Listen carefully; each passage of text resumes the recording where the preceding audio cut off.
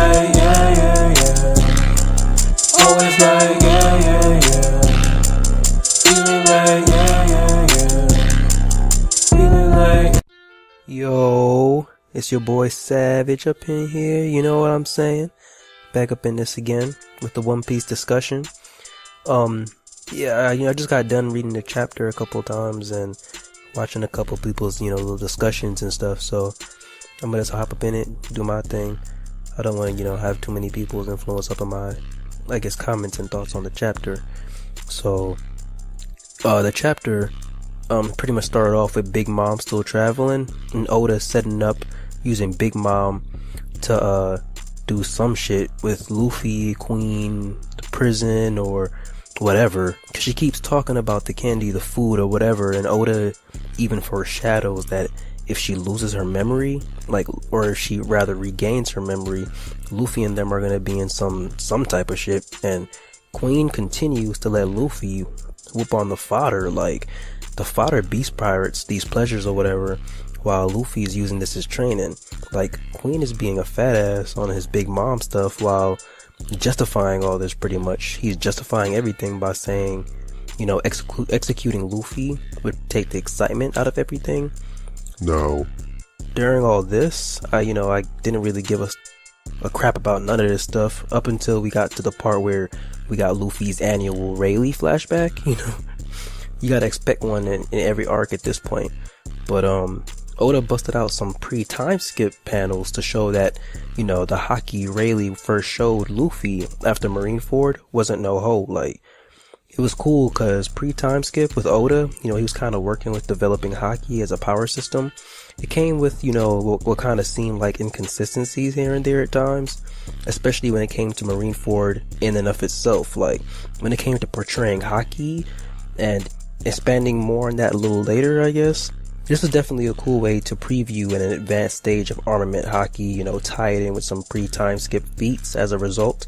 And then, Oda got a dick tease the readers as usual, because, we switched to Zoro fighting that bandit warrior named Gyuki Maru. And I think that's how you pronounce his name, whatever, we just got his name, so you gotta bear with me. But, Zoro is getting berated by this bandit, and he's saying that Zoro could never understand the value of Shusui and how Ryuma pretty much is just a savage. He was a god, a Wano samurai god. And Gyuki Maru is also talking about how Wano was formerly known as a country of gold, which was interesting and cool, to say the least. But out of all of his babbling, to be honest, he mentioned something that piqued my interest, just like that Rayleigh flashback. And that was that Black Blade information. When Gyuki whatever the hell his name is, when he says that Shishui grew to be a Black Blade after many, battles that Ryuma had, I was like, wait, hold on. I paused, I read it again, then I was like, hold on, Mihawk, yo, it's about to get hype, this advanced armament Haki hype, yep, it's about to get real, it's about to get real. But then, the Komurosaki hoe runs up with Toko pretty much and disrupts this man Zoro's fight and talk or whatever with this bandit. And she's being chased by the manslayer. If I remember, his name is Kamazo or something. And yeah, this nigga was on his Rurouni Kenshin stuff apparently. Zoro agrees to help these girls if they get him some food and some drink, Like a true savage. And while Zoro's pretty much fighting this bandit, the Gyukimaru bandit dude keeps on disrupting his fight. And he's saying, you're wide open, let me kill you. And Zoro's like, nigga, chill. You see me trying to protect these girls, nigga? I can fight you after. Hold on. Let him get it first, and I'll come for your ass next. At first it was funny, but after a while it was really just annoying, to be honest. It went from that reaction, me kind of chuckling, to just me just being alright, get this nigga off the screen, get the nigga smoked real quick, something.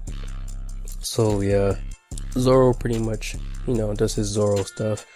While he's getting distracted by the bandit, he gets stabbed, and then he uses the bandit's spear as a substitute for the Shishui blade to do his three-sword style onigiri move on this nigga. Smoke that nigga. Pretty much one shot at him, to be honest. Like, I don't know. Like, this man Zoro was on some other stuff. The chapter was cool overall. Wasn't too crazy. I'd probably give it a 7.5 out of 10. I know I gave that to the last chapter too, but it wasn't a trash chapter by no means. That's above average, but it wasn't nothing too spectacular. The thing that I was really interested in kind of expanding upon, Oda, like, he didn't skip past it, don't get me wrong, because he's gonna have to get to it anyway, but he's definitely saving it for later, so it was more setup, if not the actual full course meal. Like, this is just the appetizer, you know, the little Cock tease. you know, for all the fans out there. So I'm definitely hype. I'm ready to see that advanced armament Haki and see what the hell he does with that, because yeah, when you see Rayleigh smacking up that elephant and stuff, you know that wasn't no hoe.